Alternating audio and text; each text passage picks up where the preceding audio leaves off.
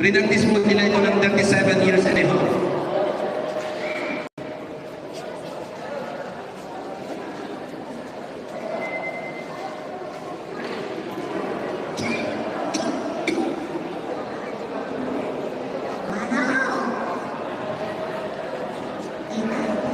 Asan pa yung mga bata dito?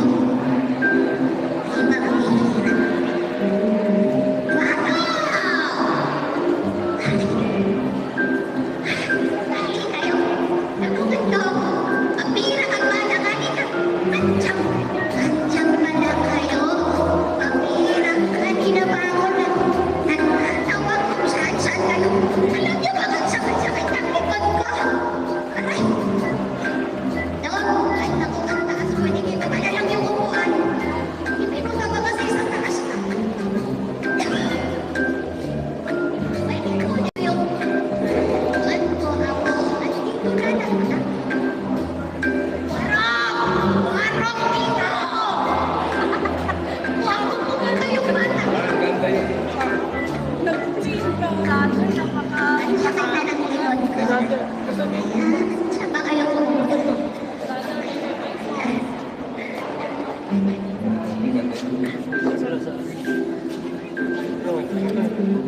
Alam kayo, ayan. Yan. Ang ganda ng amo ko na ito. Puti na amo ko. Mas puti pa sa akin. Tingnan niyo. Yan dito kayo. Magandang umaga po sa ating lahat. Ayan, makinig po kayo. May kwento po kami ha. At lahat-lahat sana makinig. Eto, sisimulan ko na ang aking kwento. Sigurado ba kayo nakikinig kayo na? Kayo ngayon na nandyan, nakikinig ba kayo? Ay, wala man lang sumagot. Sagot lahat, nakikinig kayo? Sige, eto. Nung unang panahon, may isang lalaking nakatira sa lupain ng gusto. Sandali, natatanggal ang pustiso ko. Sandali. Ano ba yung pustiso na yan? Ayan, okay na. Siya'y isang mabuting tao. Sumasamba sa Diyos at umiiwas sa tao sa masamang gawain. Mayroon siyang 7 anak. Ayun, naglalakad na siya. Very good. May 3 na anak na babae na magaganda. Siya ang pinakamayaman sa buong hilangan.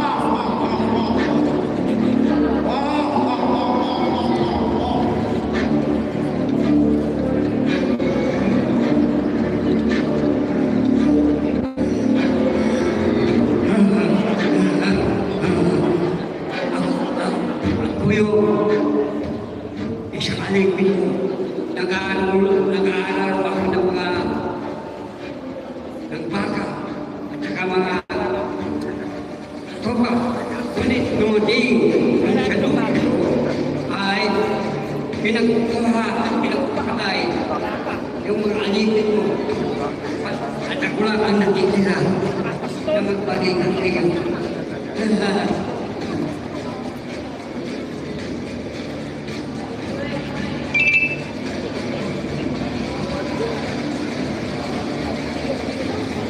Kamahalan!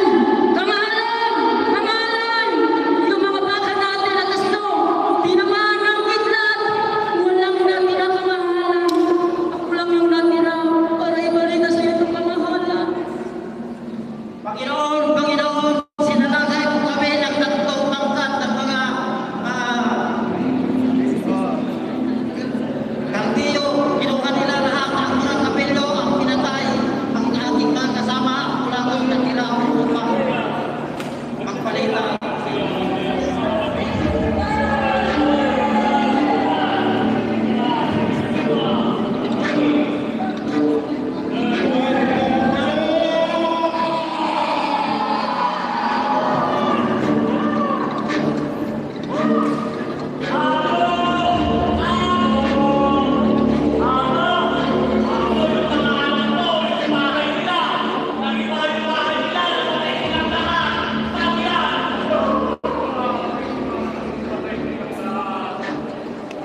Ano nangyari sa mga anak natin?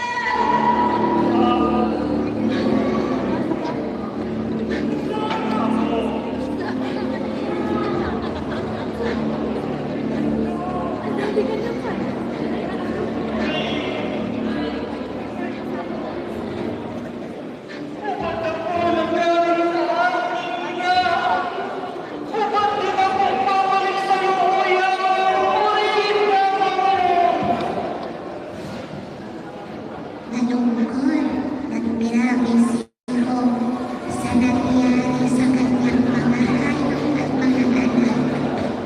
Pero alam niyo mga bata, hindi niya sinisi ang Diyos sa mga nangyari sa kanya. Pero itong si Tanim, hindi pa nakontento at inakusahan pa si Hope na kaya lang daw siya naglilingkod sa Diyos dahil pinagmamala lang siya. O kayo, baka ganun din kayo. Kaya kayo naglilingkod sa Diyos dahil pinagmamala din kayo.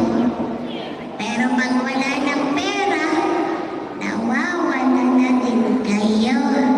Pag may pagmamala, ay Diyos ko, Diyos ko. Pero pag wala ng pera, ay magwabaliktad yata yung sinabi mo. Pag may pera ka, baliktad ulit. Ano wala kang pera? Sabi mo, Diyos ko, Diyos ko, wala na akong pera, tulungan mo ako, kailangan ko pagpapala mo. Pero pag wala ka na, pag marami ka ng pera, binigyan ka na, ang sasabihin mo, Diyos ko, Diyos ko, ayan, puro ka, kasiyahan na, kaya yun. Pero si Hope, mga bata, hindi ganon. Ganon man yung nangyari, pero patuloy pa rin siya sa paglilingkod sa Diyos. Kaya nga, sa susunod, ay andyan na pala sila. O sige, kayo na. It's nice to be back again!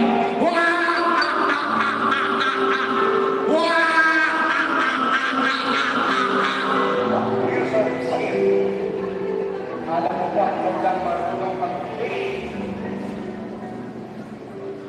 Kung una, itibog mo ako. Nagsalain. Bigpog kong si Hope.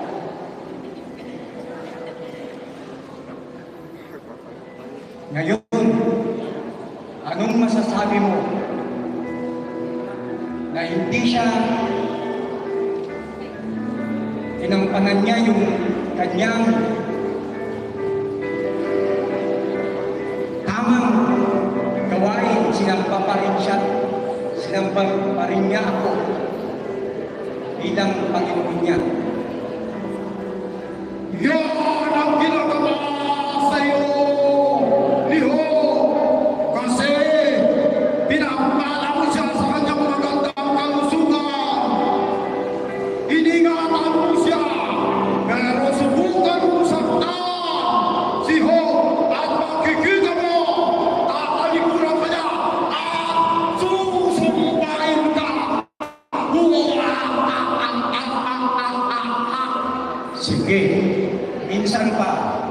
bigyan kita. Gawin mo lahat ang gawin mong gustong gawin sa kanya. Huwag mo lamang siyang papatayin. Humanda ka ho! Nandyan niya ako! Nandito pala si Ho! Humanda ka ho! Bibigyan kita ng maraming sakit sa bala!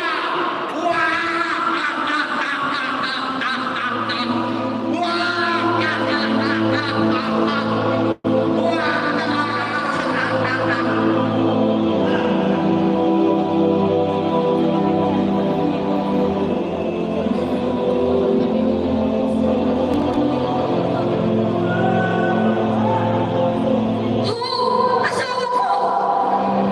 Bakit ang dami mong mga pigsa sa katawan? Itakwil mo na ang Diyos mo! Namatay na ang mga anak natin! Namatay na yung mga alaga natin! Nawala na lahat ang kaimanan natin! Isang mangmang na babae sa mabuti ng tayo magpiling ko sa Diyos. Mga bagay na dapat natin tinatanggap, hindi ko tayo pwedeng tumanggap ng masama. Purihin ang Panginoon! Purihin siya!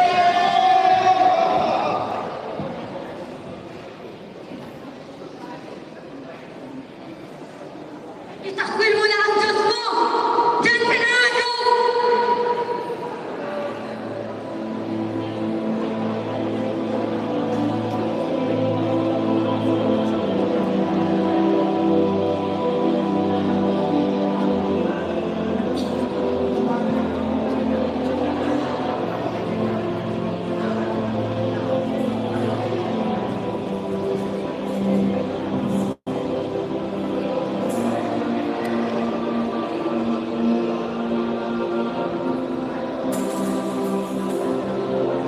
Kaibigan, sa damdamin ng Panginoon sabihin sa iyo, alam kong napakabuti mo ay pananampalataya ko sa Diyos. Ngunit tignan mo ang sarili mo ngayon. Hindi kaya meron kang itinatawag. Kaya ang Diyos, hinahayaan niya ang nangyari sa mga bagay na hindi maganda sa mga tao may kasalanan. Lumapit ka sa kanya, kaibigan. Tatanggapin ka niya, patatawarin ka niya, nilinisin ka niya.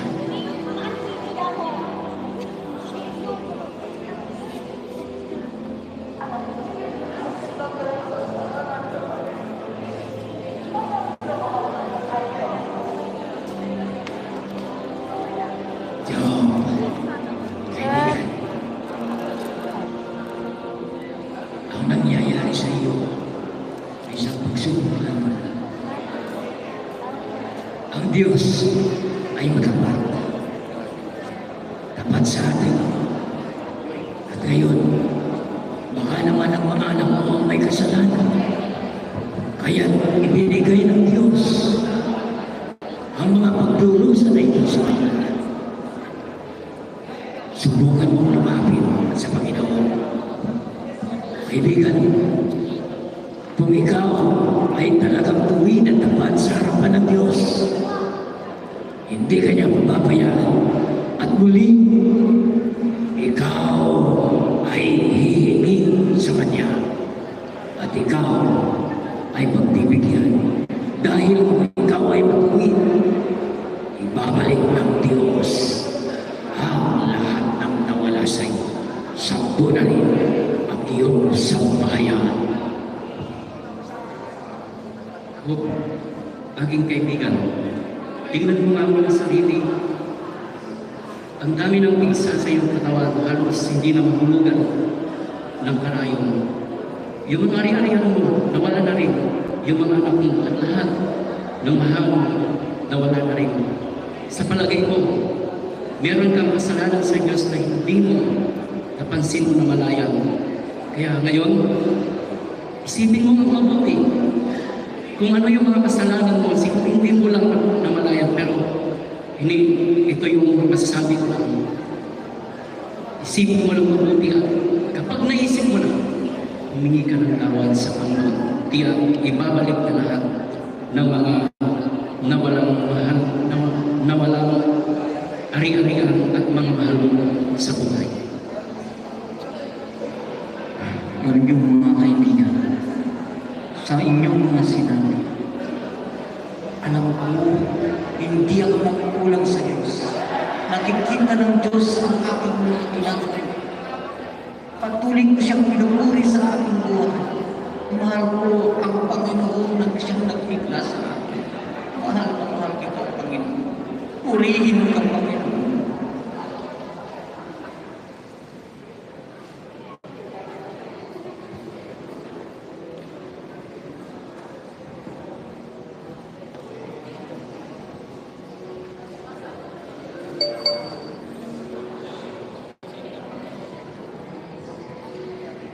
Alam niyo mga amo, minsan judgmental din tayo, ano?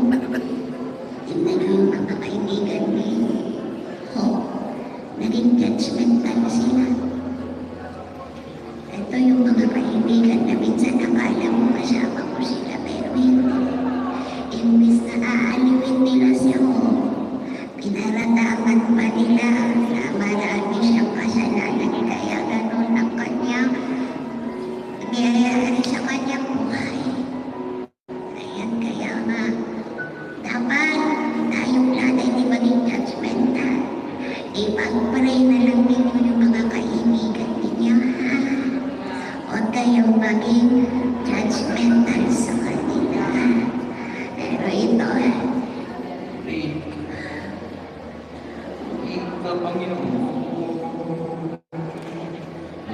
Lola, hindi po ba nagalit si Hope sa Panginoon?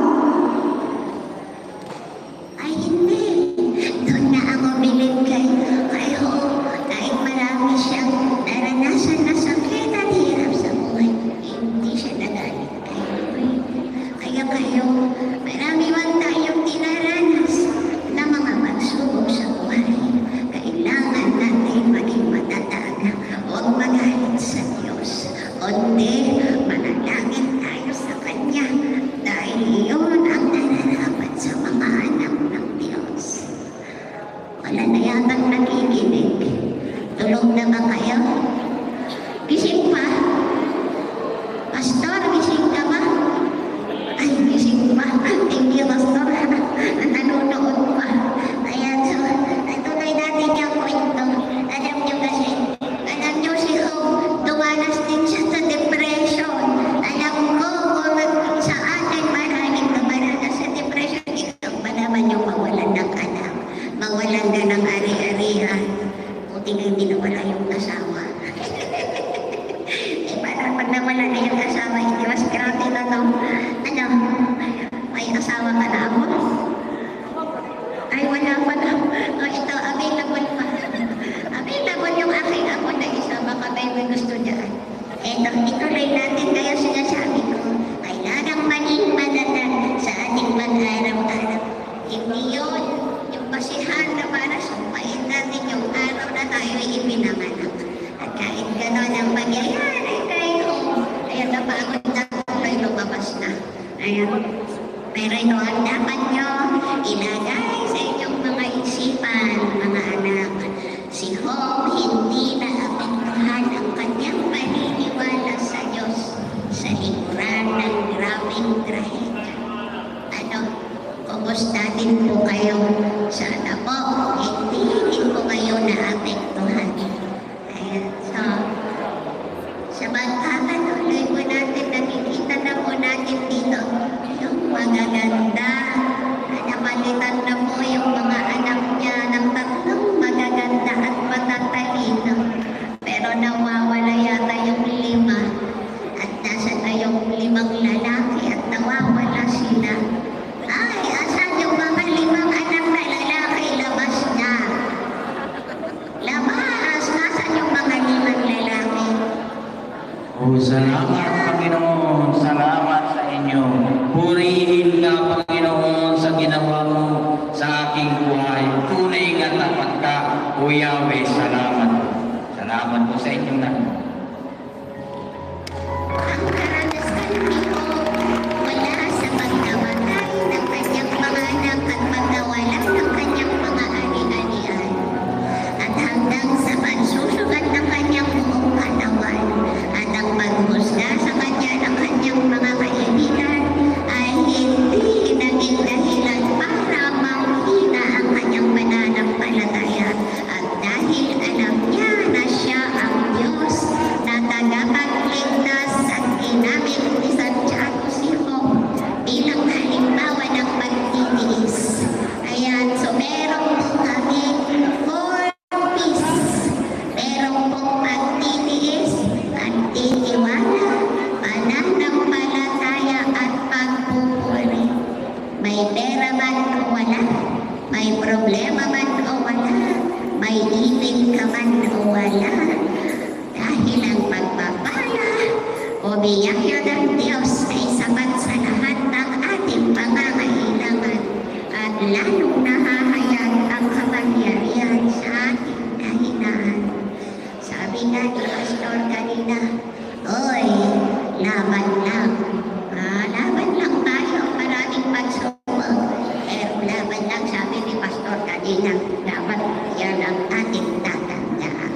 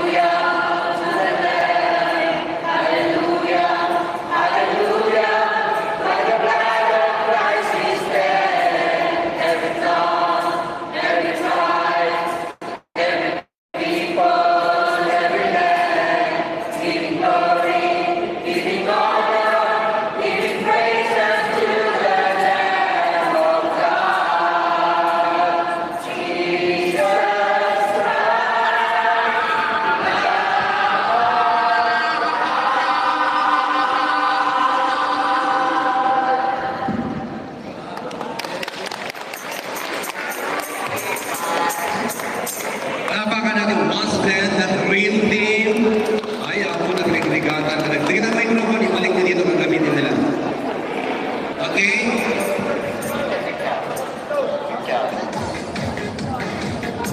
And Sir Joey, for the kung gusto niyo mag-ismabay sa picture. Wait. And Vistar. Pastor Rami, para sa kanila, sayang yung kanilang costume, pura silang pangabakan at costume dahil. Brinat, this is not it,